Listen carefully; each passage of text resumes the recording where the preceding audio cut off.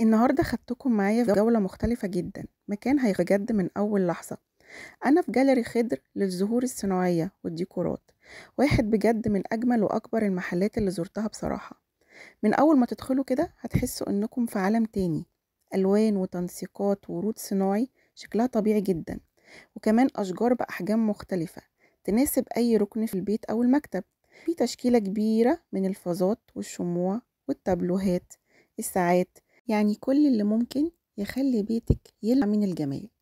وكمان عندهم قسم خاص للديكورات اللي بطابع مصري أصيل، حاجات مودرن تخلي بيتك دافي ومميز. والمفاجأة بقى إن عندهم البيع بسعر الجملة. لو بتجهزي بيتك هتلاقي الأسعار هناك فرق كبير جدا بينها وبين السوق. أنا فعلا انبهرت من الجودة والتنوع والأسعار. خضر للأزهار الصناعية هو المكان اللي هتحتاجيه لو بتدوري على شياكة وخامة تعيش وسعر ما يتفوتش. لو فعلا بتحبي تدي بيتك لمسة جمال وذوق، تعالي شوفي المكان، عالم بجد من الجمال والرقي.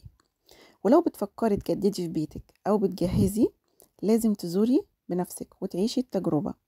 وما تنسيش تقولي لهم إنك من عند سوبر ميرو. أتمنى حبيبتي ما تنسينيش في اللايك والشير والسبسكرايب، وانتظريني في جولة جديدة من جولاتنا.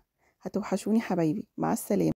حبايبي احنا فين؟ احنا في اسكندرية المنشية، شارع النصر يا جماعة. أول زنقة الستات هنطلع فوق الدور التاني عند جاليري خضر للأزهار الصناعية. تحفة يا جماعة، الجاليري فوق جميل جدا ما شاء الله عليهم، حاجتهم حلوة جدا وأسعارهم جملة يا جماعة، يعني أسعار بتاعتهم جملة.